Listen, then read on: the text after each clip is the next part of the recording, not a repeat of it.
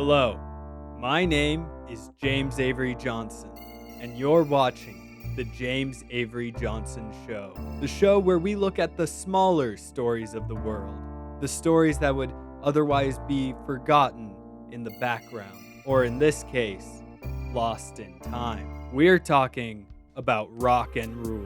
Rock and Rule is an animated film from 1983, which means that PG rating means a very different thing than it does now. Indiana Jones and the Raiders of the Lost Ark was made in 1981 and is also PG. So Rock and Rule is not exactly a family film, far from it. This film is about a rock star in a cyberpunk dystopia who, after his last album does poorly, decides to summon a demon from hell to get revenge on the audience. You could have just told them that they didn't understand it, or blame the Jews as everyone else does, or something, but that was your first idea? To commit this horrible massacre, he first needs to find the right voice to summon the demon. And this is where most people would think that we meet our protagonists, but they are wrong. When I first watched this film, I really liked the characters of Angel and Omar, but I felt they were missing something. For protagonists, what they're doing really isn't engaging to me. What are they trying to do throughout the whole film? And it's with that question that I realized that they really don't qualify as protagonists. In a story, the protagonist is a character who pushes the story forward. This character is motivated to act, and they shape the story around them. Does Angel do this? No. The only two significant choices she makes is to sing the song she made instead of playing Omar's again, and again at the end when she sends the demon back to hell. Does Omar count as a protagonist? Absolutely not. He spends the whole movie trying to avoid the plot and doesn't even have the power to do that. Only when he's trying to check on Angel does he act. But at that point, he's not actively shaping the story as much as he's posing problems for Mock in trying to achieve his goals. If anything, I would say Omar is the antagonist to Mock. This may seem very strange.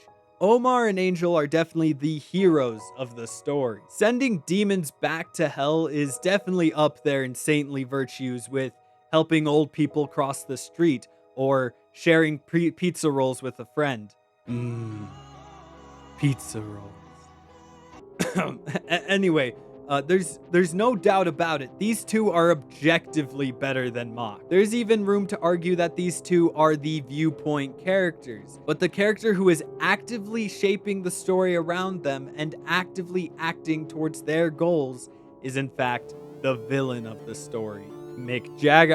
Mock Swagger. This also explains how Mock is by far the most interesting character in this film. Whether a character is good or evil, we will always be engaged by following them actively work towards something. This is because the choices of a character are the most informative elements of said character. Characters can lie or say things they believe about themselves that are wrong, but their choices and actions in the stories are what reveal their deepest roots. You don't just summon a demon to commit mass murder because you were feeling quirky. Seeing Mock work for something so crazy is very interesting, especially when at first it doesn't make sense at all. Mock has everything he could have ever wanted. He has power, influence, fame, and riches. So what is it that drives him to do something so horrible? Mock Swagger is very clearly super evil, and that's very apparent in the first time we see him. No, it's not because he's hiding in the shadows. This is not Fire Lord Ozai, who is a normal dude hiding in shadows to look evil. Mock in the shadows looks less evil. What is this mouth? This is by far one of the most disturbing villains in animation history. He looks like a lifetime of drugs and plastic surgery.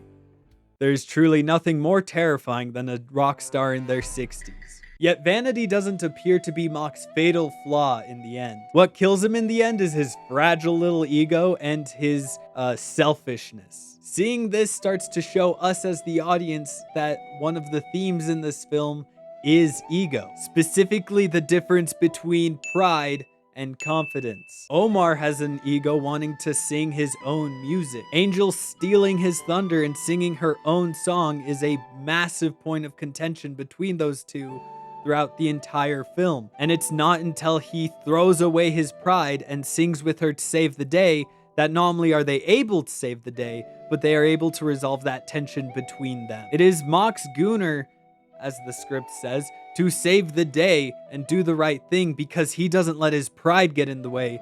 Instead, he allows his confidence in doing good to enable him. But it's his confidence that enables him to die knowing he did the right thing. Angel is the same way. She has enough confidence to stand up for herself, but it's her lack of pride that proves that she's the voice that Mock needs. She has a healthy ego that Mock could never have. He will manipulate and abuse others to prove to everyone, even himself, that he is the best. He confuses the prophecy to think that it's impossible for anyone to beat him because he cannot understand the power of selflessness. What I get out of this film is that the most confident and most capable people are those focused on spending their lives in the help of others. Mock's swagger is a commentary on chasing fame and fortune, and it's ultimately his ambition that is his undoing in the end. And the biggest tragedy